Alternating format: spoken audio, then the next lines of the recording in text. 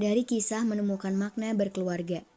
Di 30 kisah Rasulullah yang akan kita bagikan, kita akan berbagi makna cinta, pengorbanan, dan kebersamaan yang menginspirasi bagaimana cara kita berkeluarga.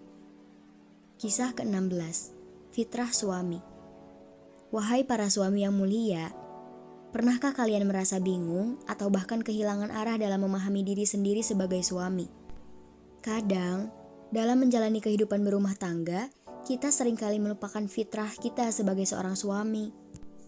Fitrah ini sebenarnya adalah titik pijak yang sangat penting untuk membangun hubungan yang harmonis dalam rumah tangga. Pernah suatu hari, Rasulullah Shallallahu Alaihi Wasallam datang ke rumah Aisyah radhiyallahu anha dengan penuh kelembutan dan senyum yang mengembang di wajahnya. Aisyah radhiyallahu anha yang melihat kebaikan sikap Rasulullah Shallallahu Alaihi Wasallam bertanya, "Ya Rasulullah, mengapa engkau senantiasa tersenyum ketika datang ke rumahku?"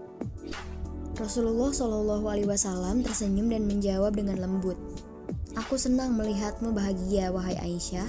Bagiku, membahagiakan istri adalah bagian dari rasa kasih sayangku padamu."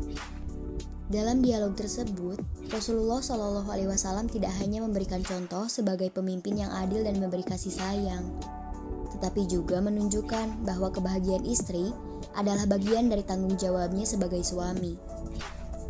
Rasulullah Shallallahu Alaihi Wasallam juga senantiasa menjadi pelindung bagi istri-istrinya, melindungi mereka dari bahaya dan memberikan rasa aman dalam keluarga. Dengan memahami dan mengikuti teladan Rasulullah, kita dapat menjalankan fitrah suami dengan lebih baik dan mendapatkan keberkahan dalam rumah tangga. Sahabat, mari bayangkan jika kita adalah seorang suami yang ingin mengikuti jejak Rasulullah Shallallahu Alaihi Wasallam sebagai pemimpin yang adil bagi keluarga. Bagaimana perasaan dan tindakan kita sehari-hari? Mari kita refleksikan bersama dalam ayat surat An-Nisa ayat 34 yang menggambarkan bahwa suami adalah pemimpin bagi istri-istrinya. Fitrah suami yang kedua adalah kasih sayang. Bagaimana rasanya menjadi sumber kasih sayang bagi istri dan anak-anak, seperti yang diajarkan dalam Al-Quran, surat Ar-Rum ayat 21. Mari kita renungkan bagaimana kita bisa mengekspresikan kasih sayang dalam kehidupan sehari-hari. Tak lupa, suami juga bertanggung jawab untuk menyediakan nafkah dan perlindungan bagi keluarganya.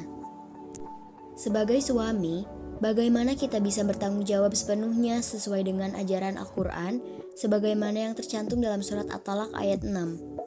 Mari kita pikirkan langkah konkret yang bisa kita lakukan untuk menjalankan tanggung jawab tersebut. Dengan memahami dan mengamalkan fitrah suami yang terkandung dalam Al-Quran, kita dapat menjadi suami yang lebih baik dan mendapatkan keberkahan dalam rumah tangga. Takdir seorang suami bagaikan sang musafir dalam perjalanan panjang bernama kehidupan. Di hadapannya terbentang jalan yang penuh lika-liku, memerlukan kebijaksanaan dalam setiap langkahnya. Sebagai pemimpin, ia harus memandu dengan bijak.